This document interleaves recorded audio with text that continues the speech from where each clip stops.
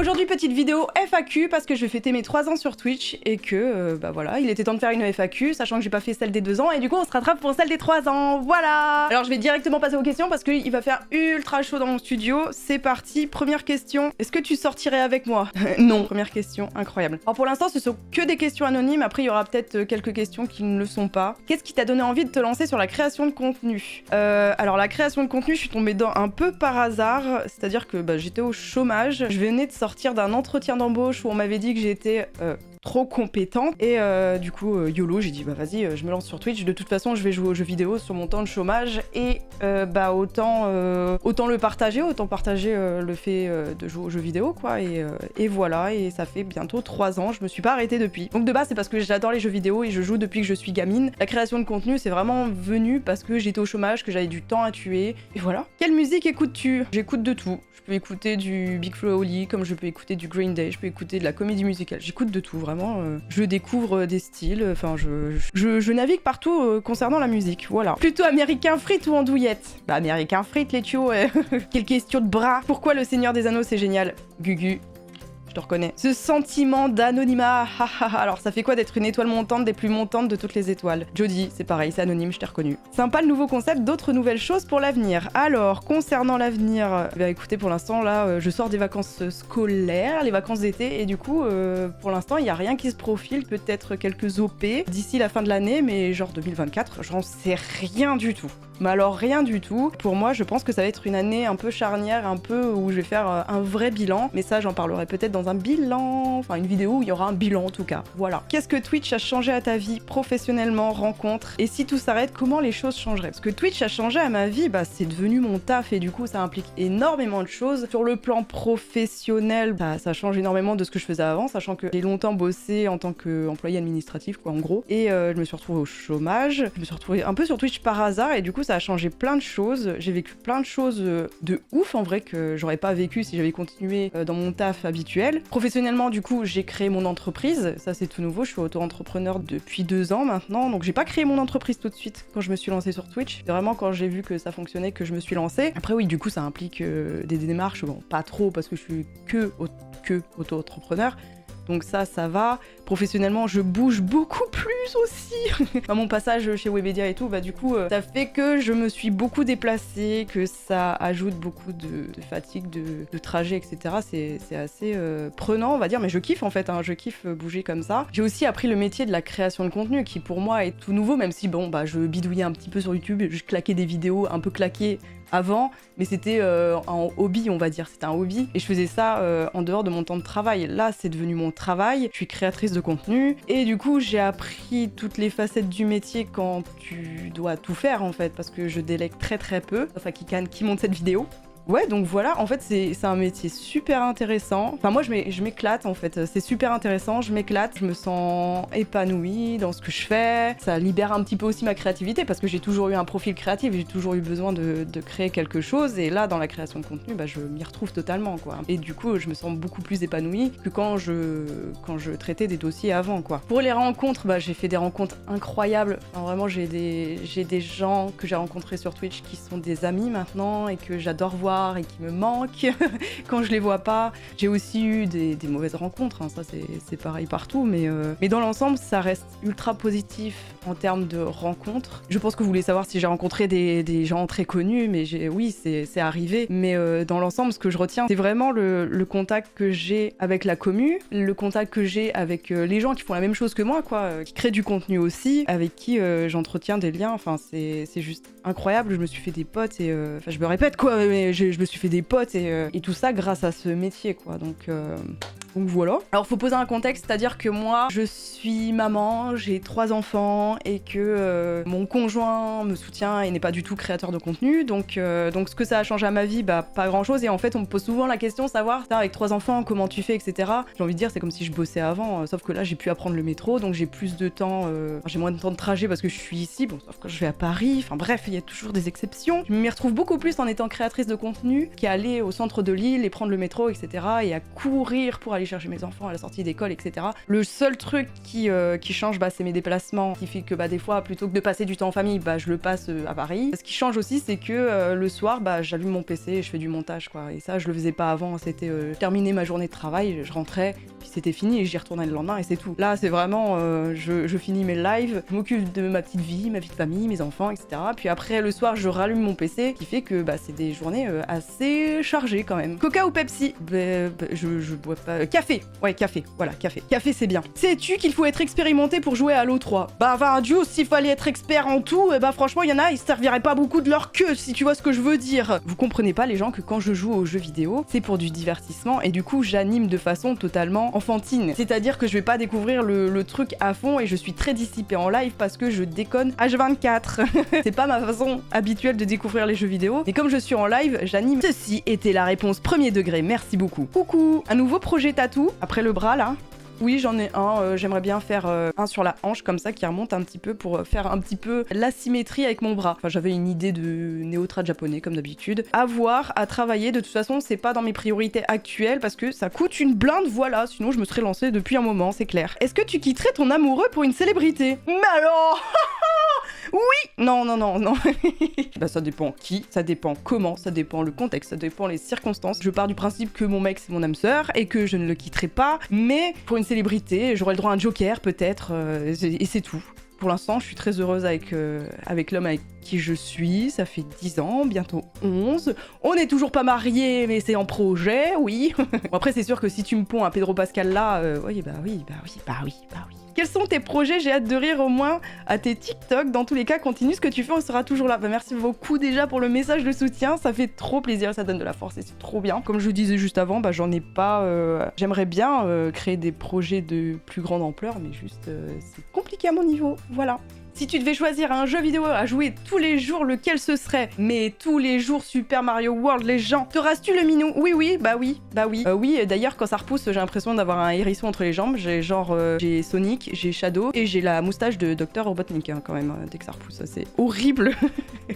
Vu ton niveau d'acting, tu montes quand sur scène pour un one-woman show? Je te produis directement. Mais attends, mais c'est pas le genre de question qu'il faut faire anonymement, ça. Après les one-woman show, je pense que je suis quelqu'un qui stresse de la scène de fou. J'ai fait un peu de scène via le cosplay, tu vois, et c'était des passages de 2-3 minutes, quoi, vraiment grand max, et je flippais ma race, un truc de fou, et je flippe ma race, genre... un jour avant, 1 heure avant, alors là c'est la dégoulinante, tu vois, enfin vraiment, je sais pas si je saurais faire ce genre de choses. Après, depuis que je suis sur Twitch, j'ai appris à être plus à l'aise en fait à l'oral, et par exemple à la TwitchCon, j'ai fait un panel avec Romain Jacques et Lady Sunday, on a fait un panel de comment fédérer une communauté sur Twitch, et il y avait quand même beaucoup de monde, je pensais pas qu'il y aurait autant de monde, il y avait beaucoup de monde. En vrai, j'étais pas stressée, ça allait, hein. J'étais pas en train de bégayer et tout, et toujours cette petite appréhension, mais j'étais pas stressée, et c'était fluide, et vraiment c'est trop bien parce que je me dis putain j'ai progressé là-dessus, c'est trop cool. Mais merci beaucoup pour le niveau d'acting, ça me fait très plaisir. T'es déjà allée au cinéma toute seule? Non, je pense que ça me dérangerait pas d'y aller toute seule, juste pour moi ça fait partie de la soirée entre potes, tu vois, le cinéma, sinon j'y vais pas toute seule, non. Salut, je viens poser un coup de pression pour le mariage avec Monsieur Lala. Voilà, bisous. Ouais, salut, bisous les gens.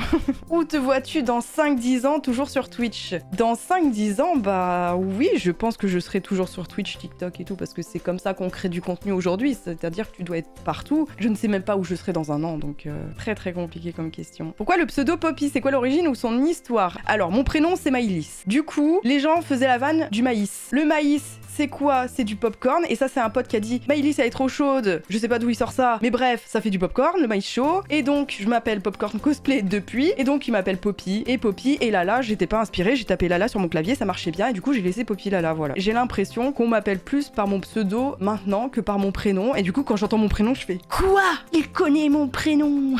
As-tu déjà eu des followers un peu lourds ou insistants? C'est arrivé très très peu, en vrai très peu. Un mauvais souvenir d'un follower qui pensait mieux faire que moi sur ma propre chaîne et qui insistait, et du coup bon c'est une personne que j'ai complètement sortie de ma vie, enfin de ma vie de créatrice de contenu quoi. J'ai eu aussi une personne à la Paris Games Week qui m'a suivi, enfin qui était assez insistante, et du coup je lui ai fait comprendre clairement que fallait pas agir comme ça. Je lui ai dit, cette personne a compris, et c'est une personne qui revient sur mon chat, donc ça se passe très bien, y a pas de souci. Tu fais plus de contenu avec Mao? Bah non, parce que avec Mao j'ai fait qu'une seule vidéo les gens, donc c'était en 2016, c'était sur notre temps libre à toutes les deux. Elle travaille, elle a sa boutique de création de robes de mariée, c'est trop bien. Donc on a nos vies respectives, donc non. Ta pire habitude? Putain. J'éclate mes boutons, ouais, ça c'est une très très mauvaise habitude. D'ailleurs, même sur les bras, j'ai tendance à me gratter, ça se voit. Hein, je suis toujours comme ça et c'est peut-être dû au stress en vrai. Vrai ch'ti? Alors, qu'est-ce que t'entends par vrai ch'ti? Je suis née à Thonon-les-Bains et on est remonté dans le Nord quand j'avais 7 ans, donc j'étais en CE2. Ma grand-mère est du Nord, mes parents sont du Nord de base, c'est juste qu'ils sont partis pour le taf un moment et puis on est remonté. Oui, sinon, on peut dire que je suis une vraie ch'ti qui parle à un chi. Je sais pas ce que c'est un vrai ch'ti pour vous, mais faites votre avis. Des jeux que t'as détesté faire en live. Oh oui! Les Gardiens de la Galaxie. J'ai voulu faire Infamous, qui est une licence qui était pas mal connue quand c'est sorti, quoi. Du coup, j'ai voulu la découvrir en live et grosse cata, c'était vraiment pas fou, hein, vraiment. Une chanson pour mettre de bonne humeur le matin. Il y en a une que j'aime beaucoup et qui met de bonne humeur pour moi, c'est la musique de Justin Timberlake. I got this feeling inside my bones. It goes electric wavy when I turn it on. Sinon, j'ai une petite playlist que je mets quand je suis sous la douche. Parmi celles que j'adore, il y a Footloose, qui est incroyable, que j'adore. Je trouve qu'elle met c'est du petit bonheur que tu écoutes, tu vois. Quand as-tu menti pour la dernière fois? Je suis quelqu'un qui sait très mal mentir. Hein. Moi, je joue à Among Us, je suis grillée direct. Ah ouais, j'ai peut-être menti en disant que j'étais occupée sur un truc, alors qu'en fait, c'était juste pour dire bah non, je suis occupée, mais j'ai pas envie d'accepter, tu vois. Ouais, j'ai peut-être fait ça, ouais. Quel est ton plat préféré? J'adore les sushis, ça je pourrais en bouffer matin, midi et soir. J'aime bien le curry. Ouais, mais j'aime bien aussi la raclette, j'aime bien... Oh, j'aime bien bouffer, Moumi, je bouffe tout, hein. Tu vas encore faire des choses avec Maxildan, le récap. Oui, c'est prévu. A priori pour le récap, enfin en tout cas sa nouvelle version. Je pourrais pas y être tout le temps parce que bah il faut faire tourner l'équipe. Mais a priori c'est prévu, oui. Si Sunday te propose de faire café créateur ou courrier du cœur, tu le fais bien sûr. Bah bien sûr, elle m'a déjà proposé autre chose et j'ai dit oui, bah bien sûr. Mon plus gros défaut niveau personnalité. Niveau défaut, je dirais que je peux être vite impatiente. Ce qui fait que quand t'es impatient, dès que t'es un peu fatigué, tu vas insulter les gens au volant, par exemple.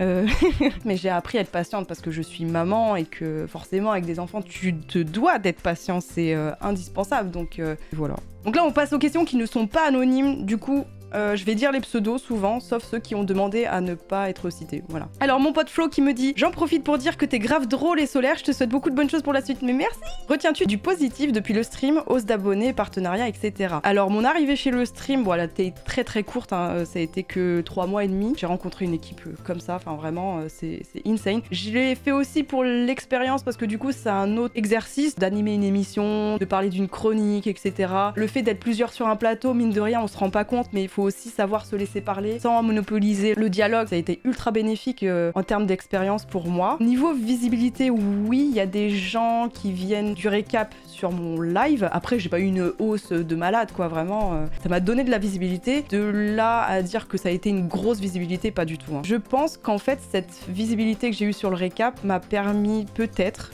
et ça je suis jamais sûre, d'être mise en avant par Twitch ou d'avoir d'autres partenariats. Je t'ai connu via le stream, comment s'est passée ta détection? As-tu kiffé l'aventure? Ah bah, comment je me suis retrouvée chez le stream? Il y a Maxildan qui avait posté un tweet, il disait en gros taguer des gens que vous trouvez drôles sur Twitch. Il y a 2 personnes qui m'ont tagué, je sais plus qui exactement, mais merci beaucoup les gars. Et là il y a Maxildan qui se pointe dans mon chat et qui fait meuf, enfin va voir TMP, etc. Enfin bref, voilà. Et ça a commencé comme ça, on a gardé contact et j'ai fait un essai. Ça a été concluant et vraiment, je me suis vraiment bien intégrée très vite et c'est aussi pour ça que je suis restée, quoi. Philippe Bergeux qui dit « Si tu pouvais garder qu'une seule console de jeux vidéo, la Super Nintendo. » Parce que la nostalgie, voilà. J'ai grandi avec ça, j'ai commencé avec ça. Petite que j'étais, voilà, donc je garde ça. Taylor Alex, t'as déjà acheté des fausses cartes Pokémon pour ton fils?